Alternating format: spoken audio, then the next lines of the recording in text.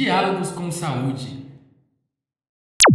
A professora Maria Cecília Minay é uma pessoa muito queridíssima, está sempre muito disposta, muito solidária com a construção do campo da saúde coletiva aqui na Universidade de Brasília, em especial nessa casa, que é o Núcleo de Estudo em Saúde Pública, que atualmente eu respondo pela coordenação.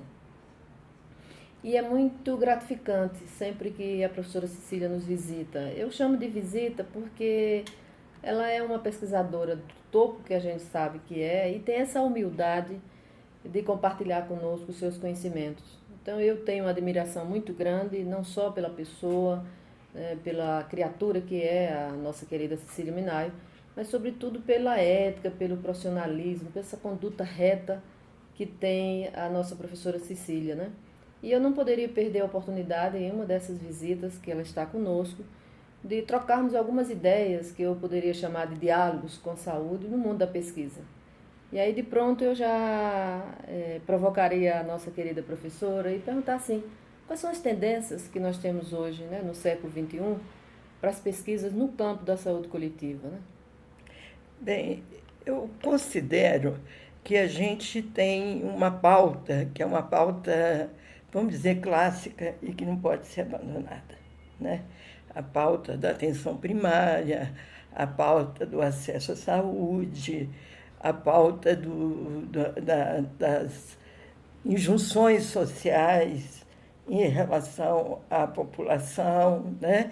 Essa é uma pauta, vamos dizer assim, tradicional, junto com uma pauta relacionada não só à saúde, mas também às doenças, né? A gente observa que sem ter terminado o que a gente poderia chamar das doenças infecciosas, elas continuam presentes, muitas de vez em quando emergem aí, né? Gripes que a gente não conhece a origem, a continuidade da dengue, a questão da AIDS, quer dizer, nós temos um campo de doenças infecciosas que estão presentes e que compõem a pauta da saúde. Mas nós temos uma pauta nova também, né? Uma pauta marcada, sobretudo, pelas doenças ligadas ao estilo de vida, não é?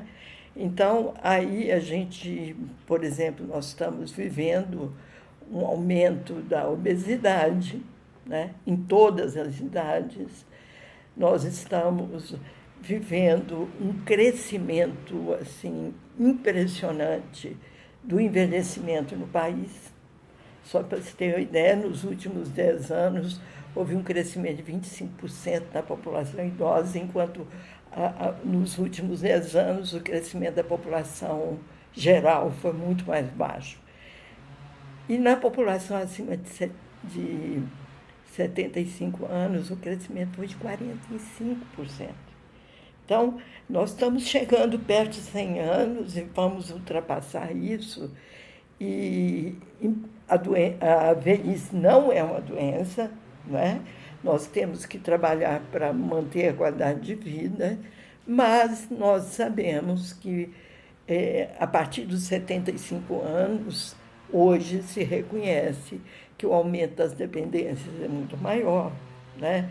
O crescimento do número de doenças crônicas e degenerativas. E o nosso país está muito pouco preparado para essas coisas, né? Apesar da gente nunca tendo feito com perfeição a tarefa de casa relacionada a crianças, a adolescentes, nunca foi perfeito, mas houve um investimento, houve um foco nisso, né? Hoje, eu acho que a gente precisa desse foco nesse estilo de vida. Quer dizer, a saúde pública tem que contribuir para que se tenha um estilo de vida mais saudável do ponto de vista ambiental, do ponto de vista da alimentação, da nutrição, não é?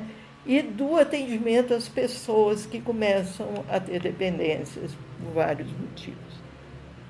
Bem, isso eu diria assim, apesar de ter uma pauta nova, é uma pauta que está muito vinculada às questões clássicas da área de saúde, né? Mas a gente tem uma outra pauta, que essa é ligada às próprias transformações que o mundo está vivendo. Por exemplo, no campo do trabalho, a reestruturação produtiva, no campo ambiental,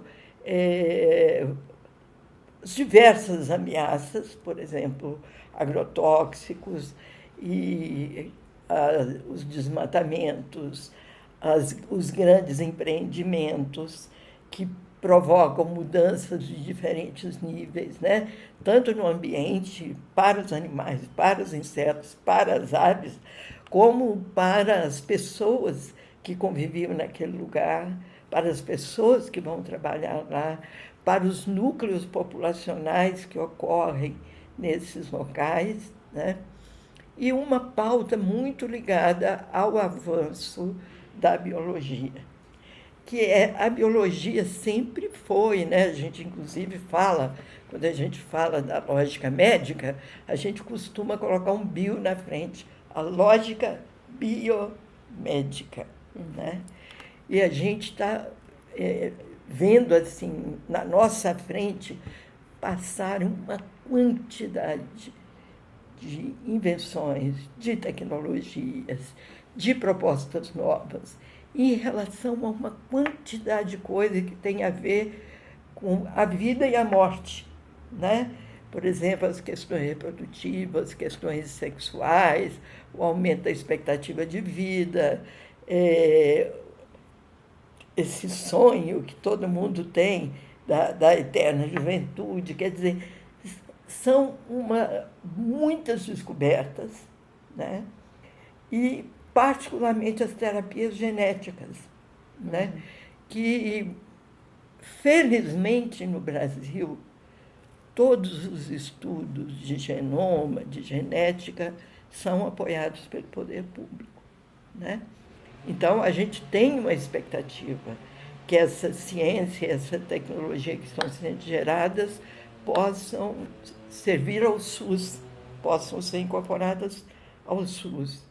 Porque, por exemplo, outros países, como os Estados Unidos, para dar um exemplo que é sempre o mais próximo de nós, existem pesquisas públicas, mas a maioria das pesquisas nesse campo estão em laboratórios privados, né?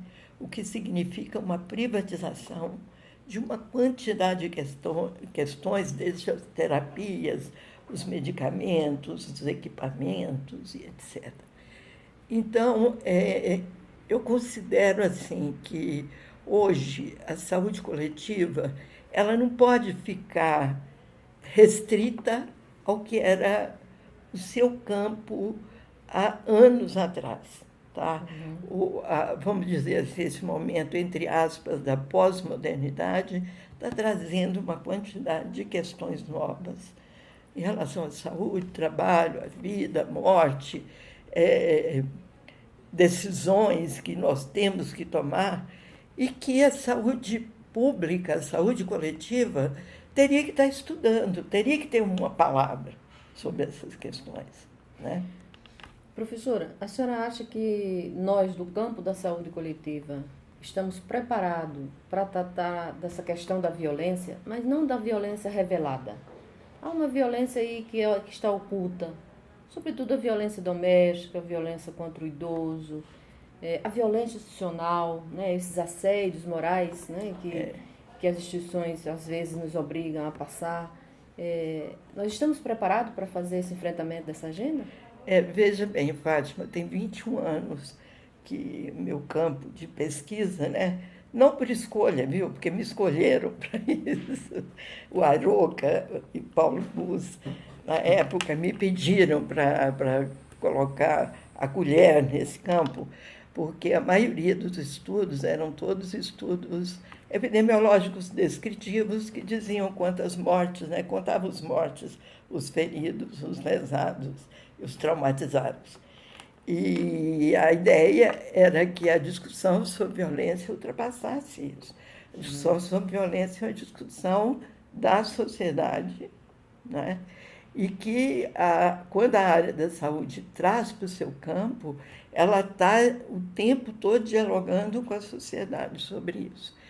Nós fizemos um estudo, uma avaliação sobre até que ponto a área da saúde está incorporando esse tema. Por quê? Porque em 2001, isso foi um esforço imenso e eu tive o privilégio de ser a presidente dessa comissão que formulou a Política Nacional de Redução de Acidentes e Violência. Tá? Então, em 2001, essa política foi aprovada e ela passou a pautar as ações do setor saúde. Então, em 2005, nós queríamos ver assim, o que está acontecendo? Isso, que o fato de existir uma política está influenciando, né, alguma coisa nessas pautas da área de saúde. Então, o que a gente observou? Por exemplo, vamos pegar por partes. No campo da criança e adolescente, nós temos um movimento social que é antigo, que vem antes da Constituição de 88, né? Que na Constituição de 88 consagrou a criança como cidadã e em 1990 o Estatuto da Criança e do Adolescente, né? Já havia um movimento mundial que começou nos anos 70, tá? Em relação a isso, com um diagnóstico muito claro de que qualquer tipo de violência na infância, seja de abandono, seja violência física, seja violência psicológica ou sexual, a pior é a sexual, obviamente, né? Elas influenciam negativamente no crescimento e desenvolvimento. Né? Então, esse campo da criança e adolescente foi o que mais avançou. Tá? E avançou com, tanto do ponto de vista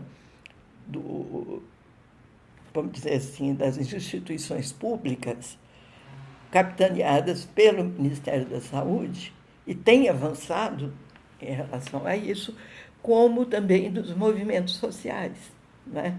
Então, esse campo, eu diria assim, é um campo que trabalha com prevenção, com as crianças, que denuncia, que tem os conselhos tutelares, quer dizer, tem uma quantidade de equipamentos e mediações. Não que esteja maravilhoso, sim, mas existe.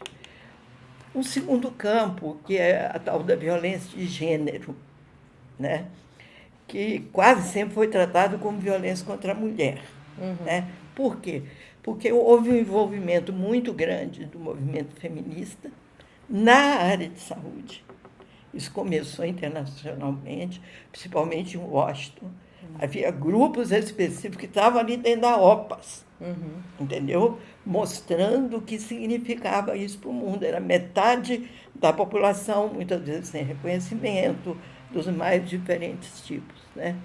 Então, esse também é um tema em vigilância, porque os movimentos feministas, movimentos de gênero, cada vez mais se apropriam dos direitos e vão tomando seu lugar. Então, eu diria que tem também não é perfeito, mas existe uma presença, né? E que hoje tem, inclusive, um viés importante também, que é a violência do homem e contra o homem. Porque antes era só a ideia da mulher. Né? Por quê? Porque o homem, na verdade, ele é a maior vítima, o maior autor de todos os tipos de violência. Agressões, acidente de trânsito, suicídio, todos. Né? Então, eu diria assim, é um campo em expansão e é um campo que tem história. Né? Bem, em relação aos idosos, é muito novo. Todo esse campo é muito novo. Só para você ter ideia, a primeira pesquisa internacional sobre isso foi publicada em 1975. Né? E aqui no Brasil, o primeiro artigo publicado foi um artigo meu, se eu não me engano, em 2005, nos Cadernos de Saúde Pública. Eu tenho a impressão que sim. Eu estou falando sempre da área da saúde. Sim, claro. Né? Bem, também é um campo que avançou muito. Só para você ter uma ideia, a gente fez um estudo de todas as publicações sobre violência no país de 1990 a 2000. Nós tínhamos 7 trabalhos sobre violência contra idosos, 7. E outros, assim, crianças e adolescentes, 400 e tantos, sabe? Só para você ter uma ideia de comparativo. Em 2009, não sei se 2009 a 2010, nós retomamos esse estudo.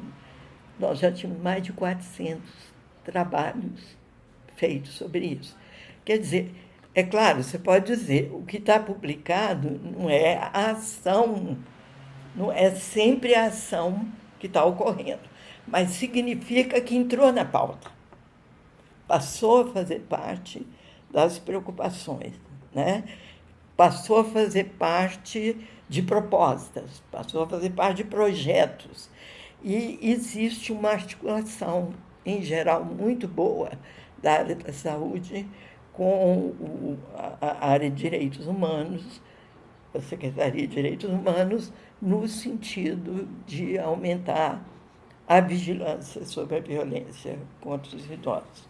Professora, e nessa área dos direitos humanos, será que vamos dizer, os formuladores, a elite pensante, né, como a senhora gosta de dizer, do campo da saúde coletiva, nós estamos, se não preparados, nós estamos dispostos a enfrentar, entre aspas, aí, essa nova epidemia do crack, essa juventude que está se perdendo? Será que a gente está conseguindo compreender essa juventude do lado mais da sua subjetividade? Por que eles se dedicam tanto à droga? O que está por trás desse prazer, desse momento, né, de um momento quase invisível, né, entre o tratamento biológico, né, a recuperação terapêutica e esse lugar lúdico que a gente não consegue entrar aí? Porque esse é o problema da droga, como você muito bem colocou. A droga só é consumida porque dá prazer, né? Se ela provocasse só sofrimento, a pessoa não consumiria. É um prazer inicial que depois vem acompanhado de sofrimento e de muitas outras questões, como os desarranjos familiares e tudo isso. Eu acho que a gente está tateando isso, sabe? Tem um esforço do governo, tem um esforço de pesquisa. Nós, por exemplo, do Claro, estamos entrando, porque, veja bem, a gente diferencia um pouco o nosso campo. Nosso campo não é, por exemplo, estudo de segurança pública em si, não é de droga. Nosso campo é a violência, né? Mas como todos esses fenômenos acabam entrelaçados, a gente acaba trabalhando aí, né? Então, a gente está tentando entrar aí, entrar tanto do ponto de vista, eu estou falando da Fiocruz agora, Sim, quantitativa como do ponto de vista qualitativo. A gente está com uma pessoa, que não sei se você conhece, que é o Francisco Inácio, sim, que é um grande pesquisador assim, do campo quantitativo, né? E a gente está trabalhando junto em relação a isso, sabe? Na formulação de pequenas pesquisas para entender, exatamente para entender, né? Agora, ao mesmo tempo que a gente tem que buscar entender, a gente acha que tem que ter um apoio muito grande, principalmente para criança e adolescente, porque não se pode impunemente, né? Porque aí se fala muito do direito da criança e adolescente, não tem opção naquela hora. Ela está na rua, né? Porque a maioria dessas pessoas que estão usando o crack, das tais cracolândias, não quer dizer que outros não usam, estão nas ruas. é verdade. Né? Então, a gente tem 2 problemas aí superpostos, que é o problema da exclusão social, que é o problema da opção, né, da chamada opção, porque que eu vou, porque o que a gente observou, nós já fizemos vários estudos sobre crianças que estão na rua, muitas vezes o irmão não está na rua, está em casa.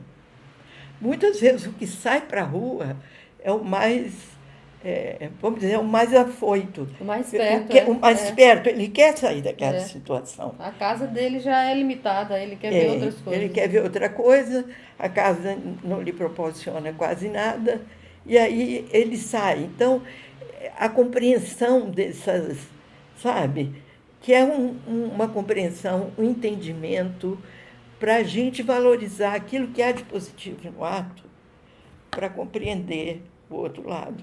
Mas eu acho que a gente está tateando nisso e está crescendo muito, né? Professora, só para... não vou tomar muito tempo da senhora. E é possível o Brasil cooperar com os países, nossos irmãos, Latinoamérica, o Caribe, principalmente os países de língua portuguesa? Nós estamos preparados para dar conta, essa que é a pergunta, para dar conta dos nossos problemas clássicos, como a senhora diz, e desses problemas que emergem, e ainda assim a gente se colocar de forma solidária para fazer pesquisas, né, vamos dizer, multicêntrico, né, entre as instituições do outro lado, ou daqui do lado, né, dos nossos vizinhos? Eu acho que essas coisas estão começando, porque você veja, o Brasil sempre, eu me lembro de um americano uma vez falando assim, que ele achava fantástico o Brasil, que parecia assim, um planeta azul girando sozinho no mundo. O mundo tinha de tudo, e o Brasil está aqui na sua pobreza, na sua felicidade, tentando resolver os seus problemas, e muito fechado a tudo. Fechado, eu não estou falando de exportação e importação também, mas limitado fechado nesse caso, né? Muito fechado em si mesmo. Quer dizer, nós somos um país continental, então se a gente deixar, é a mesma coisa de família grande, né? Se a gente deixar, a gente não sai da família grande, porque é tanta gente, é tanto problema, é tanta coisa, que você fica parado aí. E o mesmo ocorre no Brasil. Então, por exemplo, eu acho que a Fiocruz, de vez em quando, ela tem umas ideias assim, meio megalomaníacas, mas ela tem se esforçado, por exemplo, para fazer uma cooperação, sobretudo com os países de língua portuguesa, né? E com alguns países da América Latina que se apresentam. Por exemplo, nós do Claves temos uma parceria já há muitos anos com a Universidade de Lanús, que é uma universidade, é como se fosse a UF no Rio de Janeiro. Tem a Universidade Nacional de Buenos Aires e a Universidade Nacional de Lanús. Elas estão ali na confluência. Tá? A de Lanús é mais nova e mais ágil, Então, eles têm um mestrado, doutorado em saúde pública, que a gente cooperou desde o início para a formação disso. Tá? Inclusive, eu sou professora lá. E, atualmente, eles nos pediram para criar um Claves lá. Coisa boa. Então, chama Claves também. Que bom. No São os sentido filhotes latino-americano. do Claves. Né? Os irmãos dos Clavos. Então, a gente está atuando junto em pesquisas. Né? E, por exemplo, nós estamos fazendo uma pesquisa multicêntrica sobre homicídios na América Latina, que a gente está juntando Venezuela, Colômbia, México e Argentina. Não juntamos mais porque as pernas e o dinheiro não dá, né? Mas é um trabalho que a gente está tentando comparar, tentando fazer propostas, tentando fazer estudos de caso para ver o que, sabe? Por exemplo, nunca tinha sido feito, pelo menos por nós, um estudo de caso em lugar muito violento. Por que ali tem tanta violência? Né? Claro que a gente vai achar todos os fatores, mas a gente vai descobrir alguma coisa. Né? E por que um lugar que era muito violento foi fazendo determinadas intervenções e a violência se reduziu? Então, a gente está fazendo estudos de casos sobre isso nesses países também, entendeu? Eu estou falando do que a gente está fazendo claro. enquanto grupo, né? Porque a Fiocruz tem uma cooperação Maior. com 60 países, É, tá? A Fiocruz do Rio, estou sim, falando. sim. Eu acho que não é só do Rio, não. Acho que as mais antigas, de Recife e de Salvador também, tem vários trabalhos de cooperação, né? Mas, no nosso caso, nós fizemos um livro junto sobre a violência em Moçambique, que saiu do período colonial. Sim. E quando você sai desse período colonial, você começa a perceber que a violência não era só do colonizador ou dos grupos que ficaram depois se digladiando. A violência está na sociedade, né? Então, nós fizemos um livro junto, foi patrocinado acho que foi pela ONU, de lá, a representação de lá, né? E que está servindo de cursos na área de saúde e de ciências sociais, lá em Moçambique, na universidade, não sei como é que chama, acho que tem o nome de um grande presidente deles, sabe? Mas é uma universidade pública. Então, a gente tem trabalhado junto, tá? De vez em quando, vai alguém para lá. Outra coisa, nós recebemos alunos. Em geral, tanto da América Latina como todo, Colômbia, Bolívia, vários países da América Latina, como recebemos alunos da África de língua portuguesa, tá? E eu acho que a cooperação é questão de começar, é questão de ver determinados temas, conhecer pessoas e trabalhar, mas é possível. Que bom. Então, mais uma vez, eu agradeço a senhora essa oportunidade de fazermos esse diálogo. Quero agradecer em especial aos nossos alunos, estudantes e bolsistas do Com Saúde, esse grupo moderado pela professora Valéria Mendonça, pela não só a oportunidade, mas essa disposição de estar o tempo inteiro de forma positiva, aproveitando as oportunidades, né, da vinda dos nossos convidados e registrar de forma tão gentil, né, a passagem da professora Cecília Minaio pelo Unesp, sobretudo não só a passagem, né, mas o que a professora Cecília acaba de registrar para essa nova geração. Eu fico muito feliz com isso. Espero que Cecília tenha vida longa e que o Com Saúde também tenha vida longa. Muito obrigada. Eu que agradeço, Fátima, a você e a Valéria.